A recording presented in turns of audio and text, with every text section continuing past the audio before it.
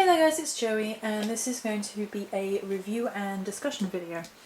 I recently purchased a few things from Greenwomancrafts, and that's the card you can see in front of you. I shall turn it over and you can freeze that for her information if you so wish. It's a beautiful artwork as well. I've got one of these near my computer because it's such a pretty artwork.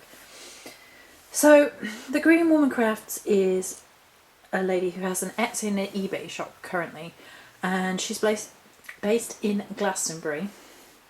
So all the energy from the locally harvested things that she collects are amazing.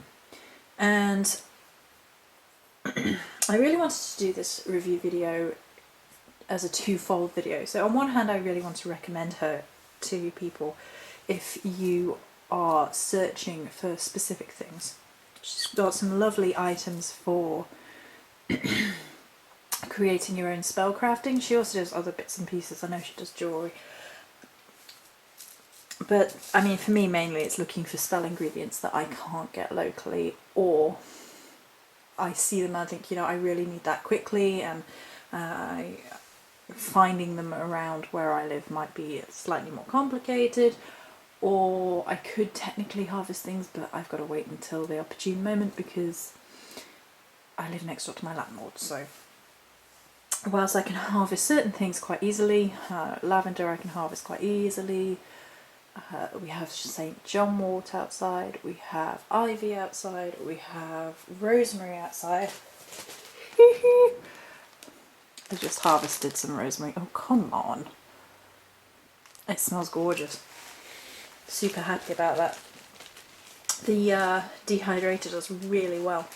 I wondered if the rosemary would smell as good after being dehydrated, but it still smells really good, so definitely impressed with that. But there are certain bits and pieces that are more difficult for me to harvest without raising eyebrows, and you know, certain tree things that I can get at, but if I could just get at them, are one of them. So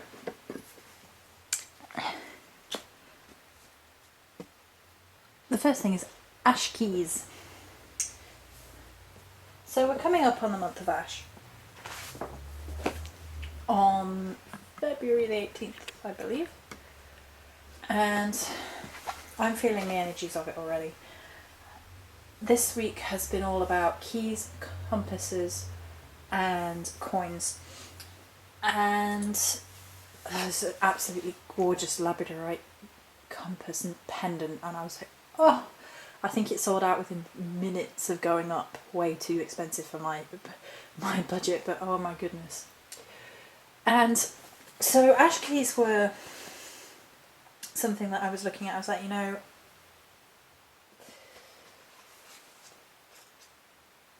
I felt really drawn to it, and I'm going to read to you some of the meanings from the Herbal Compendium by Paul Beryl, which is one of my favourite books in terms of herbalism referencing. So ash is associated with the Sun, Uranus and Neptune. It's used for counter magic, fertility, love, protection and visionary work, divinational work. Invocational to Gwydion, or commonly known as Merlin in modern consciousness, Odin and Poseidon. It's known throughout history, it's known throughout culture. The ash has figured in lore and mythology since the age of Aries. The ash holds the honour among many people of being a sort of central tree to their myths. In the Norse creation myth, Odin divides day from night, bringing creation into dualism. Following this, the gods and goddesses used the ash to create the Ask, the first man. The first woman was next, made from alder.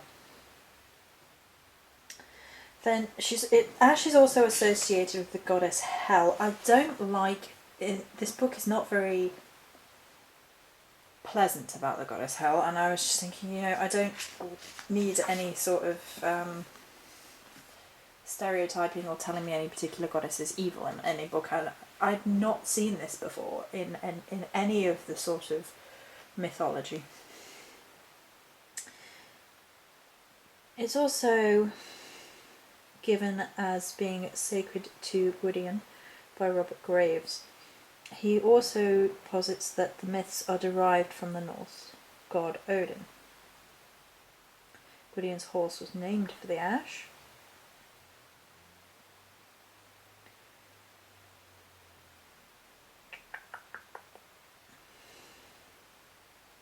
It is believed that the Celts used the ash for their spears, which they used to defend their territory and fight for their neighbours. Was the third letter, N or neon, in the alphabet, or ogham, and sometimes corresponded with Wednesday. Its use in magical workings is incredibly varied. It's an excellent herb for divination. Graves cites a fingertip method of divination which includes the following stanza. Ash middle finger by power of divination, weatherwise, full-wise, mate, hammer out the winds. The tree's usage ranges from removing spells and hexes to the removal of warts.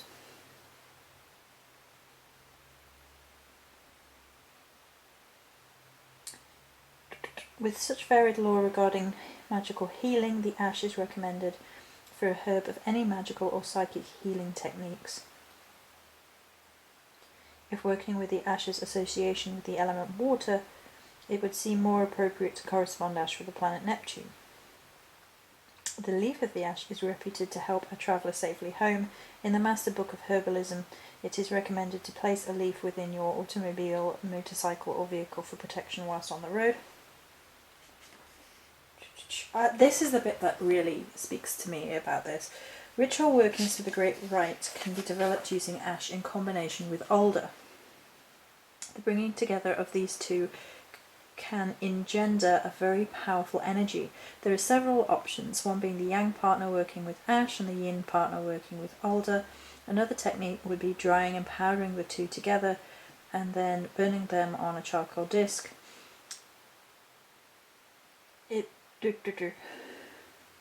Symbolic of divinity manifesting as the polarities which are brought together as the smoke rises, returning to the heavens, can be used to work potent magic. So, in my other video recently I was talking about the fact that as time goes on, and it becomes a bit of a bugbear for me, the whole idea that the solar energy is simply masculine and the lunar energy is simply feminine, and as time goes on it irritates me more and more. And for me, I think it's more about the fact that the two energies are just within one another. They coexist within the same energy at all times. They're not a completely separate entity. There are masculine and feminine energies within both.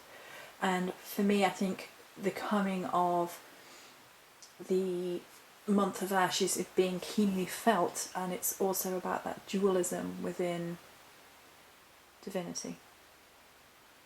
Also, with this being an ash key or an ash seed, there's something there as well, like a key of unlocking potential. Keys are often, as in a physical key, is often used with the connection to, the connection, the opening of the door, the unlocking of the mystery. And ash being connected to divinity in such a way, throughout time, throughout culture, has this powerful sort of primal idea of a particular herb or tree in the circumstance going through time. And there is an element of through time with this as well, which you're going to see with the other two items as well. So that's the ash keys. And then the final two are both coins. Oop, let's get that the right way around. And let's put that one that way around. Okay, so these are both coins, as you can see. This is an old English threepence or threepence, and this is a older, not that old, Irish coin. A punt or a pound with a stag on. So, sometimes I buy things on intuition, or get hold of things on intuition. I saw these and I didn't know what it was about them, and I was just like, there's something about it. There's something to do with the energy right now. I came across these, and 3p shows up a lot in the history of witchcraft. A lot. It's in like historical records, and you know, the price of divinations, the price at which charged for something, or it's all over the history books. If you go and look at it, it's quite interesting and bizarre in a way.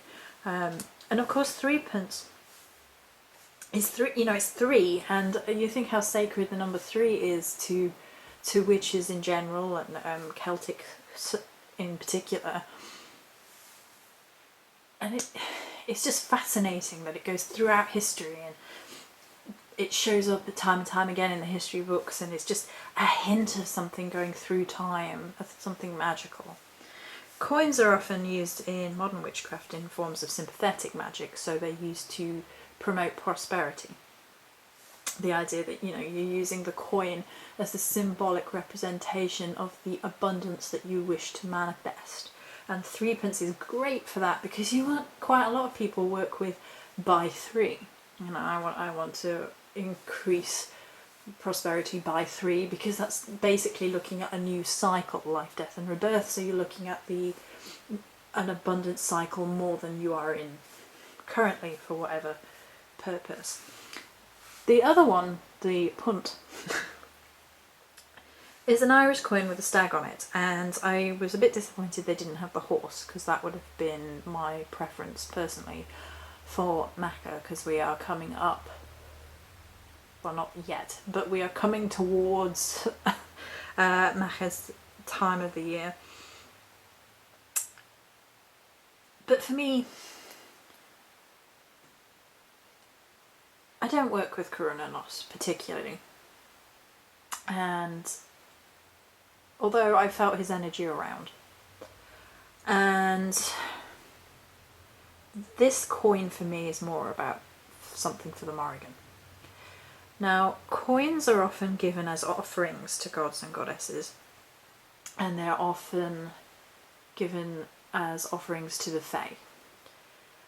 It's said that, the Fae love coins and things, and of course there's the Fae connection to the Celtic gods, and the belief that they were sort of, throughout mythology, they were lessened into Fae, and they were actually the god spirits of the Celt. So there's that. There's also, I've always had this odd fascination with things like coin. I think it comes from being a history nerd, and it's something that speaks to man's organisation. A system of order, going back through time, and it has this long history lesson of how man engages with other man in terms of financial workings and prosperity workings, and the sort of crossing of palms of money and things. And it turns up a fair bit in religious works. Sort of cross my palm with silver is to do with witchcraft and spirituality, and then other religious denominations have other interpretations of coin. Coins, of course, being associated with pentacles within the tarot, so it's very much to do with home and hearth. And that's often represented as coins rather than pentacles in a few modern suits. It's interesting. It's a very interesting thing. It's man putting meaning into something like a coin, the way that man perceives the world and interacts with the world. I don't know, there's something about it that's always fascinated me a little bit. Now, coins make fantastic offerings, and a lot of people just accept that as given. But I think that's because, personally, it's giving a little bit of something of the psyche of mankind back to the gods. giving back something that means something and has meant something a long time to the gods. I think this is something fascinating in that energy. So why the stag? Well, the stag's been around quite a lot recently. The stag energy is coming into it. There is a level of sovereignty associated with the stag. So we've talked about lions the other week, and then this week is more stag. So it's more about king of the forest rather than king of the beasts. So this week has been more about stag energy, majesty, sovereignty.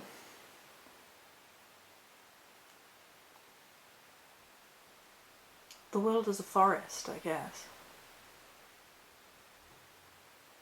I haven't fully delved into the energy associated with this coin and why I fully needed it. It's definitely for the Morrigan, I know that much. And we'll be going on her altar and I'll be doing some work with it. An Irish connection there, which is nice. Although I don't think that the Morrigan is a solely Irish goddess in many respects. I think she's more primal and goes across culture more than that. But I like that idea of it having the Irish connection as well. So we will see where we go from there. So I really wanted to show these three things, and I just think, you know, the Greenwomancrafts is lovely, and everything is always delivered quickly and promptly, and everything can go through and it's sorted, and I've had nothing but good experiences with her so far, and I will definitely order again. It's like I couldn't get a hold of these things anywhere else that I trust. You know, you can order things from eBay, but you don't know whether or not you can trust people, and meh. But yeah, I was really, really happy with them, and I really wanted to share them and talk about them. So that's it for this video. Many blessings.